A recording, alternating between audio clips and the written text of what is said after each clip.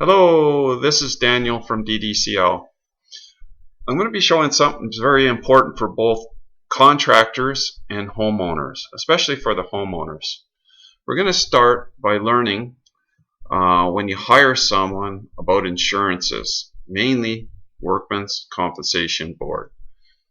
So we're going to do a little search here. Workmen's Compensation Board. Clearance letter.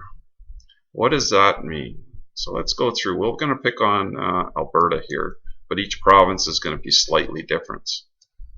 So we're going to go down and we're going to look up clearance letter. It's going to let it go through its stuff. I'm hiring one or more companies and need a clearance letter of their accounts. We're going to find out why that's important here right away. Now, I'm just going to pick on my company here. The account number or company name. Our account number company name is DDCL. That's what we operate under.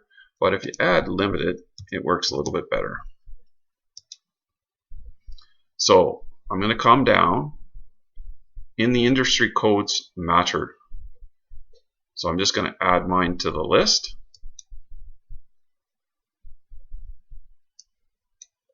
And go next. Now in this case, most of the homeowners do not have a WCB account, but contractors should have a WCB account. So I don't have one, so I'm going to put my name in. Daniel Folks. My address is 3613 Claxton Place Southwest. We're in Edmonton. Good old Alberta. T6W2boy4. And then we're going to go next. So we can put other information in here. You don't have to print it out. You can go to attention to. You can have it where you want to send the clearance letter. I'm going to send it to myself, daniel@ddcl.ca. I could send a copy to someone or do not send a copy. Now I'm just going to view the letter in this case. If you do not need this letter to be sent to you, please use the exit button after viewing the letter. Okay, that's what we're going to do. So now we're going to read this a little bit, see how important this is.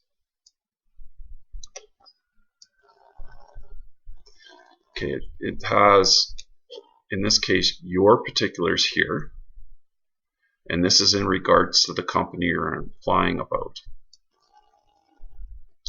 Now, I'm a general contractor. I have no worker coverage right now because I don't have workers with me. And personal coverage for myself, and personal coverage for myself. Then as we read through this letter, thank you for checking out the status of this contractor or subcontractor under Section 126 of the Workers' Compensation Act. You are responsible for obtaining a clearance letter on your contractor or subcontractor in order to release you, as the owner, from any liability for unpaid WC premiums owed by them. Please ensure this has been issued in the correct name and that there is coverage in the industries for which the work is performed. Please accept this letter as a clearance for the work completed between the effective dates of the account and the date of this letter. For this account, you are cleared of any liability under Section 126 of the Workmen's Compensation Act up to the date of this letter. Any holdbacks may be released for contracts completed and or work completed to the date of this letter. For an account that shows closed under the effective date, the clearance is only valid for the work completed up to the close date. If work is not started, obtain a clearance letter prior to releasing the final payment. Please note, if any directors, in my case I'm a director, of the corporation are injured at work, you are protected from a lawsuit if they have personal coverage. And you can see up here that I have personal coverage. If they do not have any personal coverage, you may not be protected in case of a workplace injury. So you could be liable if I get injured on your work site, if I do not have up-to-date personal coverage. If your contractor or subcontractor is performing work outside of Alberta, which I mentioned before, different provinces have different requirements, contact the WCB in that jurisdiction to determine if your clearance and any other Workmen's Compensation Board requirements. And you can't change or alter the form at all.